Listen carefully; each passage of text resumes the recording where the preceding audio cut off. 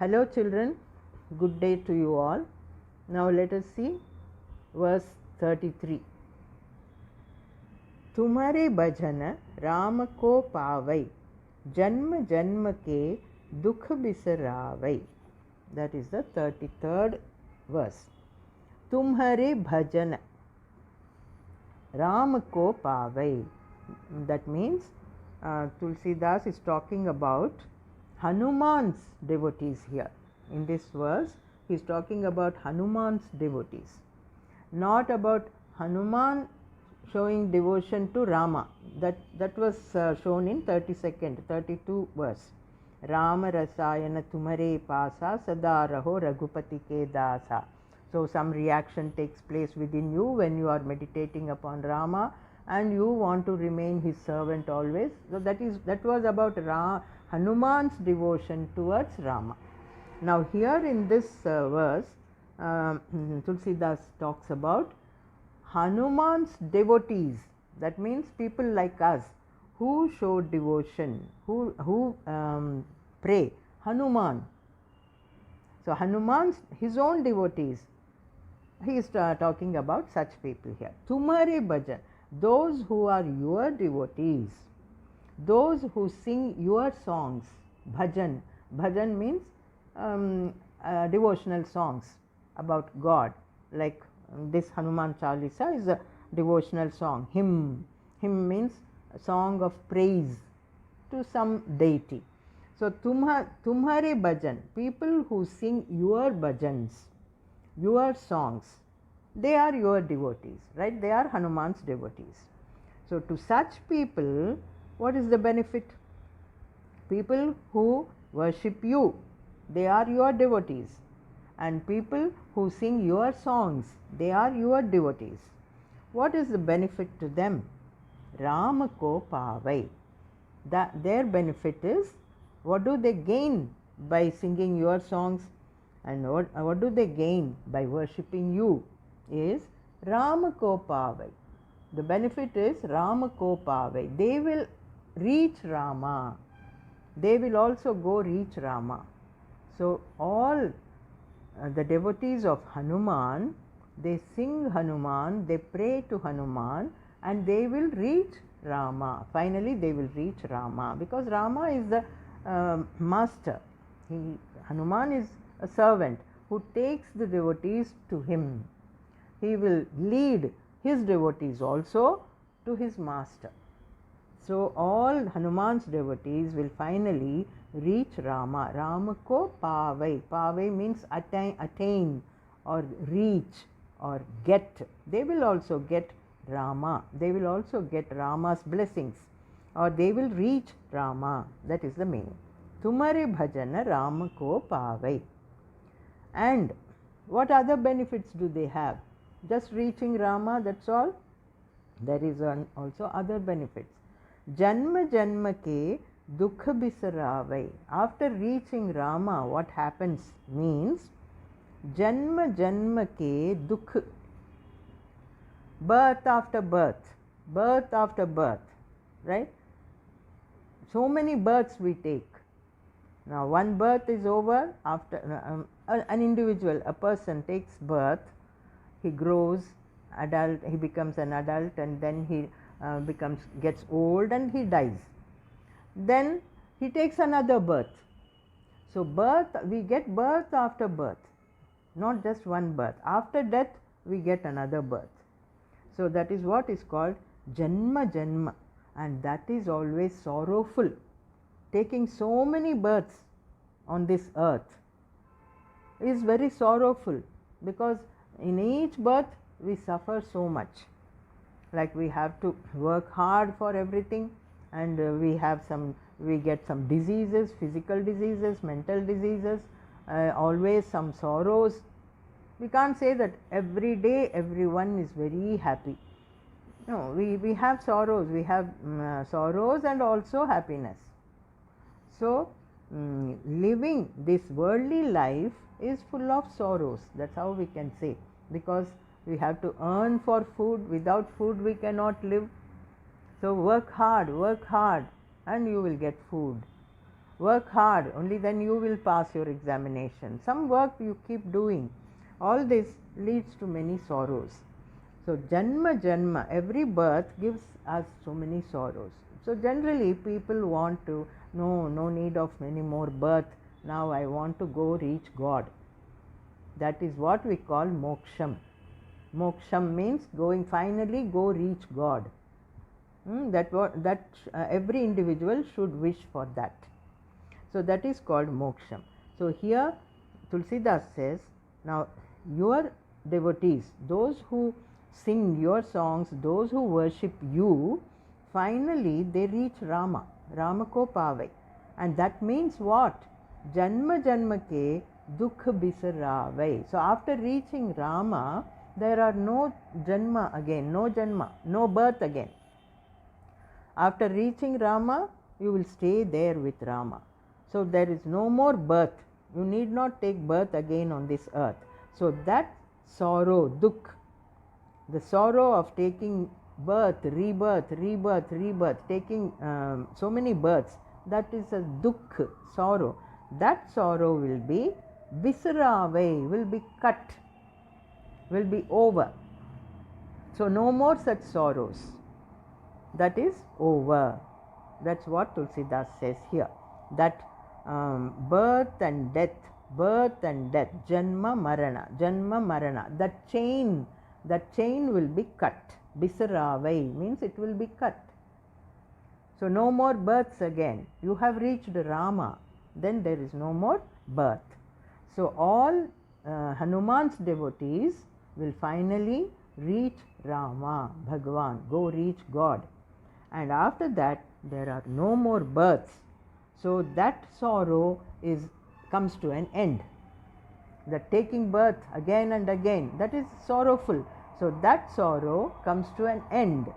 Bisarave, that will be cut forever.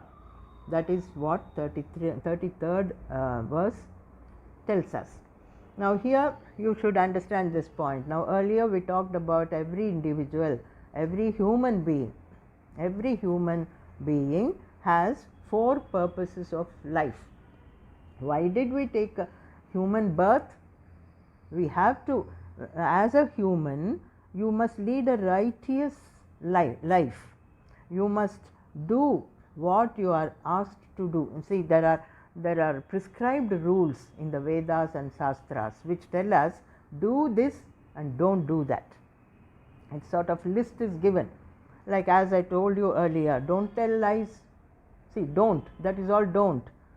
Don't tell lies, don't cheat anyone, don't steal somebody else's property, don't harm anyone, don't kill anyone. All these are don'ts.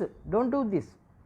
Do means you do, be truthful, speak only truth, and be helpful to others, and help others, and treat others kindly. Treat all animals and trees, everything, you treat them kindly. Coexist with all living things. Don't harm anything. Ahimsa, follow ahimsa, non-violence, do that. So certain things are to be followed and certain things are to be prohibited, not doing. So this kind of list, how do you know about that? Means we don't have to go read Vedas for that. See, your parents at home tell you so many things. Don't do that. Do this. This is right, this is wrong. And teachers at school also tell that. Don't copy from your neighbor's paper. You write be honest. See, these are all dharma. These are all the rules to be followed. So as a human being, we have certain things to follow and certain things which we should not do. That is called dharma. If we follow those rules, that means we are living on the lines of dharma. We are righteous people. Righteousness, that is dharma, righteousness. So the first purpose of life for a human being is dharma. Then we said artha, kama. Those two also we already talked about that. Artha means wealth. Wealth. We have to earn wealth. We need money to live on this earth. We need money for everyday food we have to eat, right? So for that, your parent, your father, mother, they earn money. When you grow older, when you grow to an adult, you too have to earn money for your own living. So earning, that is artha, earning money. And earning should also be on the lines of dharma, not grabbing somebody else's money. You have to earn it on your own. That is dharma. Similarly, the kama, the third one is kama. Kama means desires, wishes. Your wishes should also be on the lines of dharma. You should not wish for anything wrong, that you should not get, you should not wish for all bad things. You should wish for the rightful things that you need, and really. You should ask for your own, every day we have to, you need a meal every day. You have to eat some breakfast, lunch and all. But you cannot say, all the other food, everybody else's food also I want to eat. You can't do that. That is not dharma. Your share is, you can eat your share, but you can't grab your friend's lunch box and say, I will eat that. No, that is wrong, right? So that is how wishes, your wish should also be rightful, on the righteous manner. That, if you follow that, that means you are a righteous person. So dharma, artha, kama.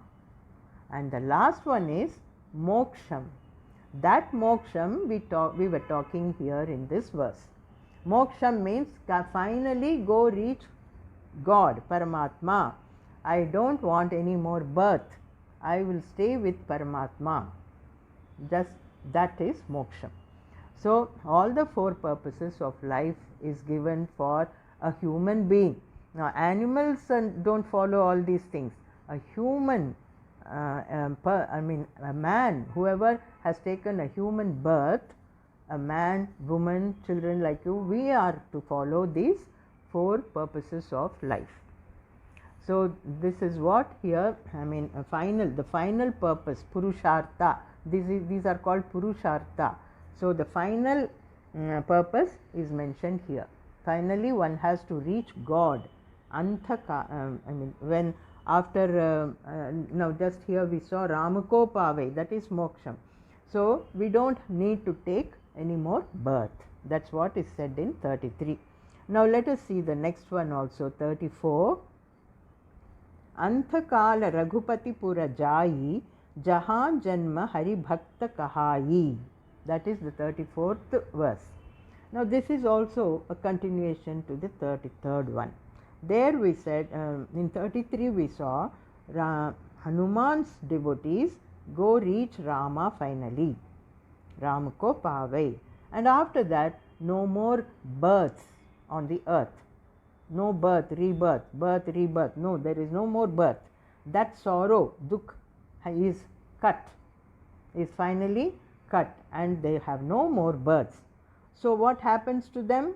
That is given, said in this 34th. What happens to them? If there is no more births means, where will they go? Anthakala Raghupati Pura Jayi. That is the first line in 34th verse.